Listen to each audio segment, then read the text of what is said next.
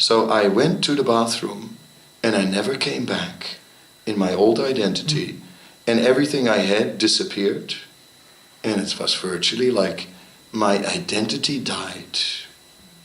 And at that stage you left as being temple president as well? I had to. Right. I was a wreck. I was like finished. I mean, it took me 1.5 years before I could,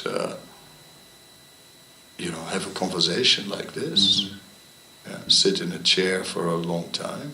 Spiritually, do you think that gave you an impetus to be more serious about spiritual life? I know you were serious already, but do you think it gave you an even bigger boost? There was no other option than to take shelter of Krishna. That was the first thing. The other thing is that I deeply had to think about what is it in me that brought these people to do this. It wasn't just mafia. There were some devotees from the inside as well involved in the whole thing. Really? Of course, not like a very high caliber, maybe a corrupt type, because in these big projects there is always some people who come for the money. That also happens in India. But, so I had to deeply think, what was it that brought this out? And,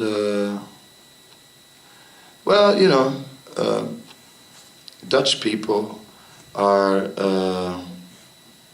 resilient. Is the word resilient? Stubborn? That's one quality. He's Dutch, by the way. So is he. Just that you know. And Dutch people, no, they're not just that. They're strong-natured. They are very determined. It's a small country that had a very dynamic role in the world. Right. I mean, such a small country, they were everywhere, doing all kinds of things, because the people are very, like they were in Mauritius first, they were in so many places, right? Very dynamic people. So the culture is like that, dynamic, enterprising, and it's sort of things are a little clear-cut, It's yes or no.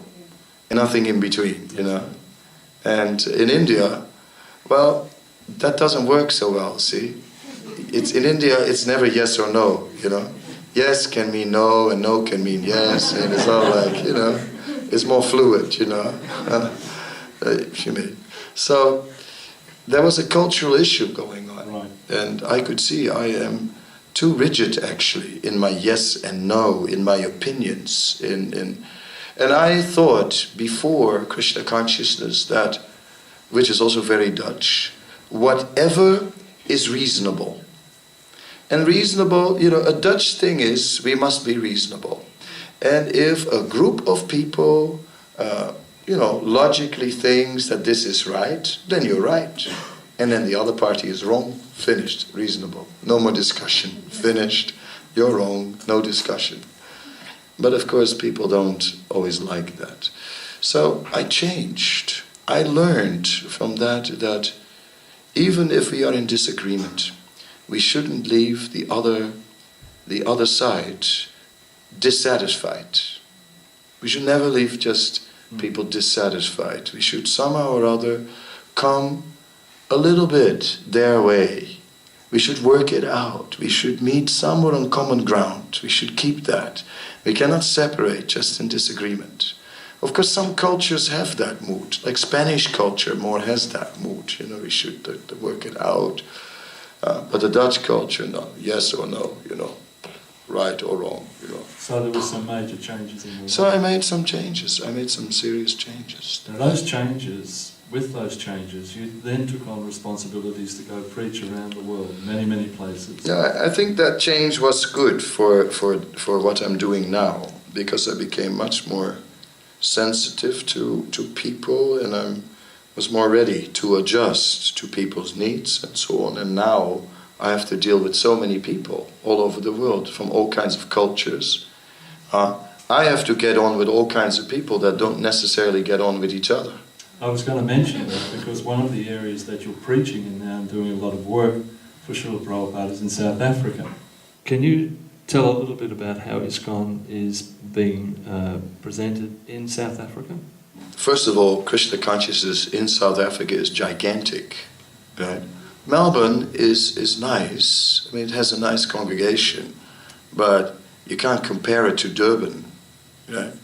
I mean, this is like a nice provincial club. I mean, compared to Durban, which is like a very large project. There are two huge temples, right. Indian temples, two very big temples. There are about 50 Namahata groups, or whatever you want to call them, in the area. And then there is a large congregation that is not at all part of the Namahata, but that comes to the program. If we have a big program, a big weekend, we can get 5,000 people. Just give just it on a regular program. Well, it's a big program, but that would be a big program, but that's possible. For Ratha Yatra, which is a 4-day festival, we get about 500,000 people, plus the congregation will sponsor and cook prasadam for 250,000 people, full plates, and we'll give that out, 250,000 people. So you're looking at like one of the most powerful yatras in our movement. It's like outside of India, I think you can look at England as a powerful yatra. You can, of course, America has a lot of facility, but LA is a very big temple. But Durban is like in the top 10 in the world in terms of big major developments. So South Africa is a major yatra. We were talking before about the black population in South Africa being the majority, and you were saying how you were developing different programs to encourage the more indigenous African people to take part in Krishna consciousness. Can you speak a little bit on that? Yeah, I mean, I can say what led up to it, and then I can explain. In '95, after that injury and so on, India was too hot. It's just as soon as the hot season started, I was too weak. I was going to die. So I got to get out of the heat. I can't handle the heat. I went to Europe, and it was freezing. It was just too cold. I made it through the summer, but as soon as autumn came, it was just too cold. And I was like getting severe colds, and and it looked like pneumonia. So it looked like, because I was very weak, so I had to get out of Europe. So then South Africa seemed to be a good place in between. And after all, they did the first heart transplant there in South Africa. Right. So they have very advanced medical facility, and we have so many devotees who are doctors in Durban. So it looked like, plus they have good Ayurveda there. Really? So it looked all like the right place for recovery. So I went to Durban, stayed there, and the Indian devotees took care of me very nicely. But yeah, as I was in Africa, I was also thinking, okay, Prabhupada wanted that we did something for the local people. So gradually this feeling in me started to develop from, I can't just spend all my time here with the Indian devotees who were very nice, but I have to do something for the local people. I was a good fit for South Africa, and I'll tell you why. Because in South Africa, I was more Indian than the Indians there. Because I spent so many years in India, और मेरे को तो हिंदी आता है, और इनको तो कोई हिंदी नहीं आता है, वो लोग तो कुछ नहीं जानते हैं, तो सब भूल गए। इसलिए तो